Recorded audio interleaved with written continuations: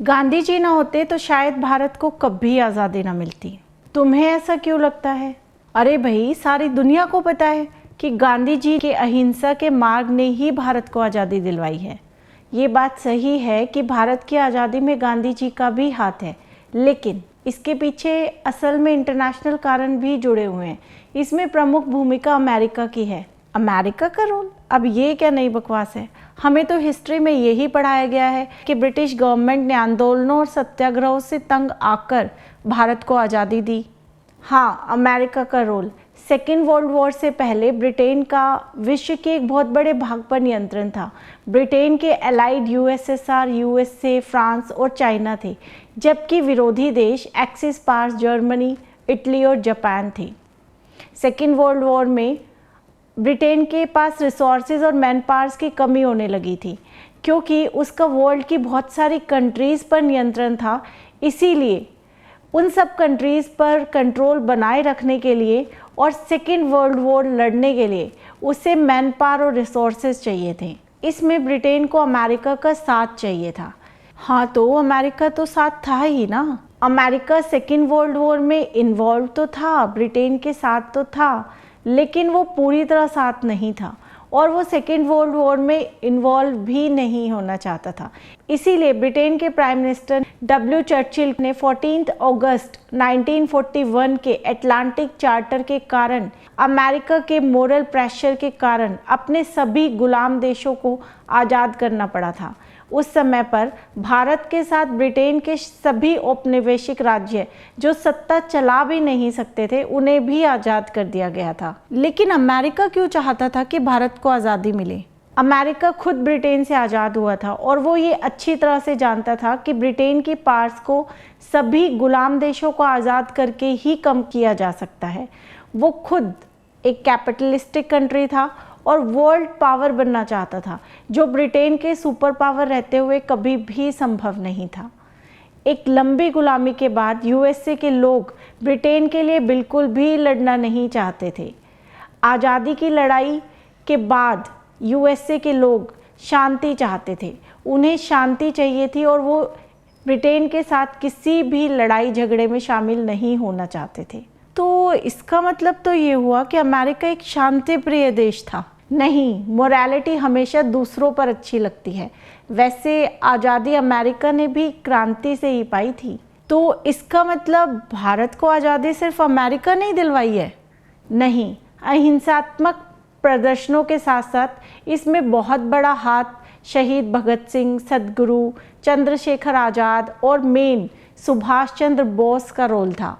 उन्होंने ऐसे समय में जब ब्रिटेन के लिए सेकेंड वर्ल्ड वॉर लड़ने भारत की तरफ से 26 लाख सोल्जर्स गए थे, सुभाष चंद्र बोस ने ब्रिटेन के दुश्मन कंट्री जर्मनी के सबसे पावरफुल लीडर हिटलर और ब्रिटेन के कट्टर दुश्मन कंट्री जापान से हाथ मिला लिया था और वहां से हेल्प लेकर आज़ाद हिंद फौज बनाकर भारत लौट रहे थे ताकि भारत को आज़ाद करवा सके।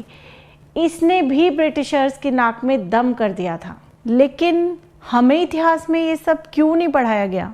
क्योंकि इतिहास हमेशा घटना बीत जाने के बाद लिखा जाता है, जो उस समय के राजा के संरक्षण में लिखा जाता है। इसीलिए इतिहास में सत्ता के मन के मुताबिक ही चीज़ें लिखी जाती हैं। इसीलिए आज़ादी के बाद जब इतिहास लिखा गया तो सत्ता में जो लोग बैठे हुए थे उन्हीं के मन के मुताबिक ही चीज़ें लिखी गई और वही हमें आज क्लासेस में पढ़ाया जाता है। अब सुनो सच्चाई। 16वीं सेंचुरी में यूरोपियन कंट्रीज़ की नज़र भारतीय व्यापार पर पड़ी। भारत के मसाले, ज्वेलरीज, कपड़ों की डिमांड यूरोपियन कंट्रीज़ में बहुत ही ज़्यादा थी। इसी के चलते 15वीं सेंचुरी के आसपास पोर्तुगीज़ भारत आए, 1602 में डचीज भारत आए, 1600 में ब्रिटिशर्स, 1616 में डेनिश और 1664 में फ्रांसीसी भारत आए। और इन सब में से ब्रिटिशर्स सबसे शक्तिशाली बनकर उभरे और उन्होंने 200 साल तक भारत पर राज्य किया। भारत को अंग्रेज अपना गुलाम बना रहे थे।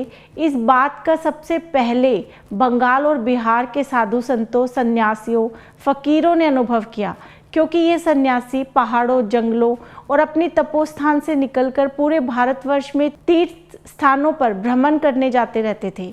ये बात अनुभव होते ही उन्होंने अपने फॉलोअर्स को इस बारे में अवेयर करना शुरू किया।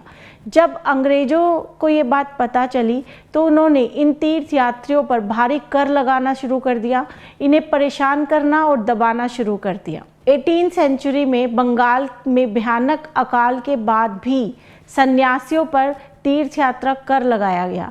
इसी क्रम में बंगाल और बिहार में सन्यासियों ने 1763 में विद्रोह किया, जो भारत के आज़ादी के लिए सबसे पहला विद्रोह था। ये विद्रोह 1820 तक चला और इसको सन्यासी विद्रोह का नाम दिया गया। 1857 में रानी लक्ष्मीबाई, मंगल पांडे, तात्या टोपे जैसे वीरों ने इस चिंगारी को पूरे देश में फैला दिया और अंग्रेजों के खिलाफ आज़ादी का बिगुल बजा दिया। 20वीं सेंचुरी की स्टार्टिंग में लाला लाजपत राय, बाल गंगाधर तिलक, विपिन चंद्र पाल जैसे नेताओं ने स्वराज्य की मांग के साथ आज़ादी की इस लड़ाई को जन जन तक पहुंचा दिया। और दूसरी ओर भगत सिंह, चंद्रशेखर आज़ाद, सुखदेव, राजगुरु और बंगाल में मास्टर द सूर्य सेन जैसे क्रांतिकारी नेताओं ने हथियारों के साथ क्रांति करके अंग्रेजों की नाक में दम कर दिया था।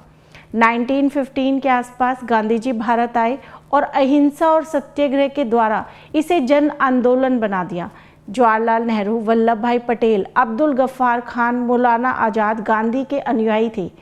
सरोजनी नायडू, विजय लक्ष्मी पंडित, प्रीतिलता वादेदार, कस्तूरबा गांधी, भीकाजी कामा जैसी महिलाओं ने इसमें बढ़ चढ़कर हिस्सा लिया और सेकेंड वर्ल्ड वॉर के बाद अंततः चारों तरफ से कमज़ोर हो गए ब्रिटेन को अमेरिका के प्रेशर के कारण भारत समेत अपने सभी गुलाम कंट्रीज़ को आज़ाद करना पड़ा।